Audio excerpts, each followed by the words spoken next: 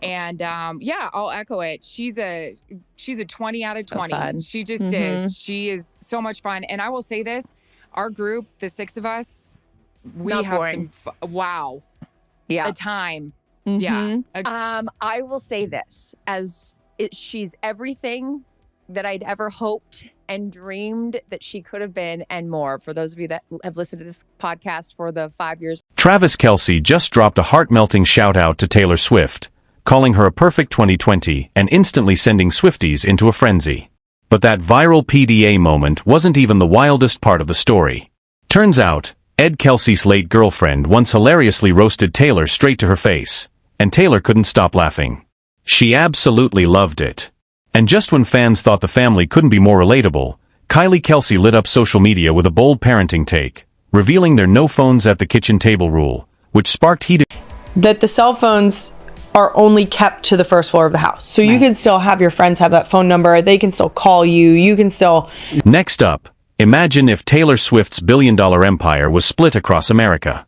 Spoiler alert, your cut wouldn't even buy you a Starbucks latte. Meanwhile, Chiefs coach David Merritt just spilled insider Swift Kelce tea that'll have you tearing up and cracking up at the same time. And get this, Blake Lively is reportedly not taking it well after feeling frozen out of Taylor's inner circle. She's trying to repair things, but insiders claim that door might be shut for good. Now hold tight, because Travis Kelce just set the internet ablaze again with another bold public love flex for Queen Taylor herself. And yes, both Swifties and NFL bros are spiraling. This fairy tale romance that's unfolded over the last few years still feels like the honeymoon phase. Wild, right? 3 years in, and Kelce still acts like a smitten teen who just discovered what butterflies feel like. And now, a few hardened sports media legends, guys who usually only drool over touchdowns, just went full fanboy after meeting Taylor. Turns out she's humble, kind, cracking jokes, and never pulling the I'm famous card. Picture your cousin showing up at the barbecue with homemade brownies. That's her vibe. These NFL hosts even went on their podcast calling her a 20 out of 10.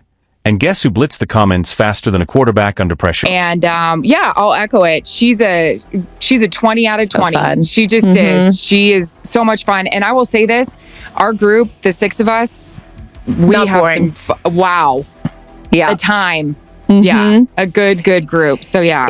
Yeah. I will say this, she's everything that I'd ever hoped and dreamed that she could have been and more. For those of you that have listened to this podcast for the 5 years we've had it, you know our great affinity for Taylor, and this was pre-Travis.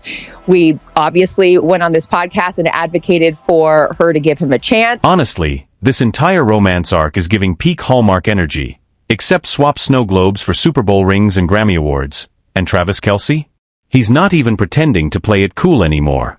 The man has gone from soft launch boyfriend to full-blown Insta-husband, tossing public shout-outs like it's confetti season at MetLife. Zero chill, zero shame, and we are eating it up.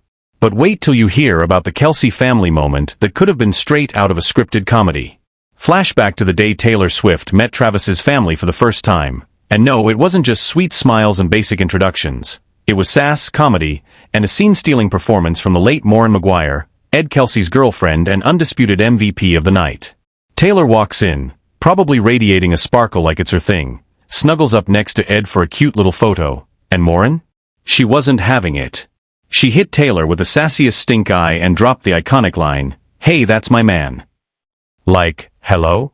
Taylor Swift getting roasted at the family dinner table? You can't write that.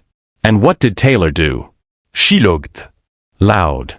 Handled it like a pro and probably ranked that one-liner in her mental vault of top 10 moments ever. But Maureen didn't stop there. She kept the mic and brought the comedy heat. When Ed failed to recognize Taylor at the door, Maureen, without missing a beat, called him out with, "Taylor Swift, you idiot." Iconic. That's a championship-level comeback. Forget the football stats. And now? Taylor's not just in the family photo. She's got her own emoji in the group chat, sporting Chiefs gear, swapping friendship bracelets, and giving big-time sister-in-law energy. Ed's been posting old photos lately. Taylor, Maureen, and himself, all smiles, all vibes. And it's clear this wasn't just a polite handshake and hello. This was real warmth, a true connection, and probably a whole lot of inside jokes over Sunday dinner. Maureen may be gone, but she left behind legendary memories, and a stamp of approval no one saw coming. While Ed's flooding Instagram with heart-tugging throwbacks and Taylor's hand-making friendship bracelets like Camp Swift, Kelce is over here planning a full-blown digital rebellion. And trust, the internet is shook. This powerhouse mom of 4 just dropped a parenting revelation on her podcast that's got everyone from gentle parents to tech bros spiraling. Her big idea? The kitchen phone. No, not a metaphor. A literal centralized cell phone that lives on the counter like your grandma's cookie jar or the family's shared Netflix password. Kylie's future doesn't involve preteens ghost texting under their covers or scrolling TikTok in locked bathrooms. She's rewinding time and serving pure early 2000s nostalgia, where one phone ruled the household like a landline throne. Want to hit up your bestie?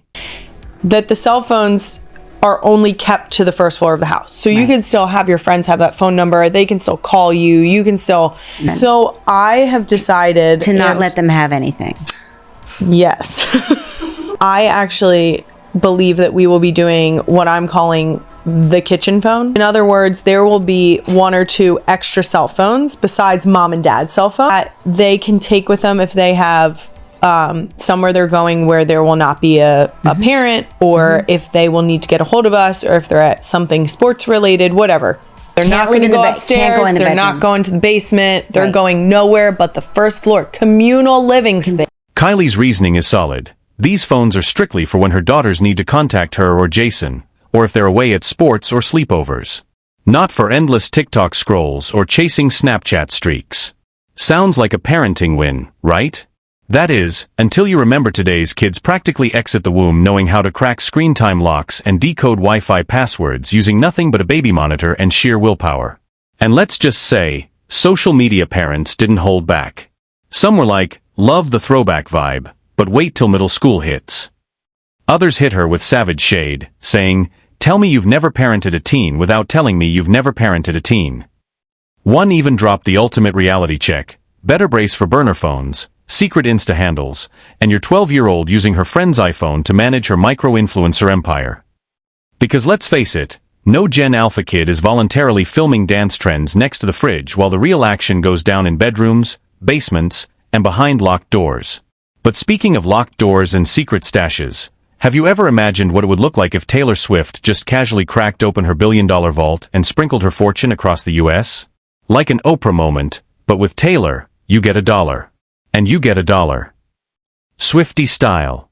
So someone crunched the numbers, and spoiler alert, don't start yacht shopping just yet. Taylor Swift's net worth is sitting pretty at $1.6 billion. That's a billion with a B, people. She's got more digits than a hacked calculator. But before you imagine beachfront lattes and designer flip-flops, here's the catch. If she generously split that with all 342 million people in the US, each person would walk away with a whopping $4.68. Yep, not even enough for a Starbucks venti. More like congrats, you can buy a Filet-O-Fish and maybe a single napkin. Thinking, okay fine, at least I can get a scooter? Nope. A family of 4 would snag a combined $18.72, barely enough for 1 month of Netflix or 2.5 gallons of gas. So unless your dream life involves Stranger Things reruns and a quarter tank, you'll want to keep that Swiftie fantasy on hold. Still, you've got to admire the empire. Taylor didn't just wake up a billionaire, she built it. Over $600 million from her music, nearly $800 million from touring, and a real estate portfolio that could humble most royal families. She owns homes in zip codes we can't even spell. And now she's rewriting NFL sidelines like they're bonus tracks. Case in point, while Travis Kelce powers through day 10 of Chiefs camp, defensive coach David Merritt drops a curveball that had fans in stitches. He's mid-tribute, calling Travis a 7-year vet and football's chosen one. And then out of nowhere? Plot twist. Merritt casually reveals Taylor once came after his shirt. Not figuratively, literally. His wife owns a clothing brand, and Merritt gave Travis a shirt to pass along. Keyword, gave. Because Travis never delivered it. So when Taylor saw Merritt, she hit him with that peak girlfriend energy, like, where's my shirt, sir? Just give it to me next time, not Travis. Bruh. The internet lost it. Comments were full of crying laugh emojis, and honestly, same. You just know she said it with that sly head tilt and a smirk like, I've survived worse. And let's be real, This isn't their first shirt scandal. Flashback to last season. After Chiefs win, Coach Merritt thought he got the royal treatment when Taylor gifted him homemade Pop-Tarts. Yep, billionaire, multi-Grammy-winning Taylor Swift, casually baking toaster pastries like it's a bake sale in 2006. Merritt was glowing. Until his wife reminded him those treats weren't exclusive, Taylor had been handing them out like Oprah at Christmas. The man was devastated. Though he was the chosen one. Poor guy's still in emotional rehab.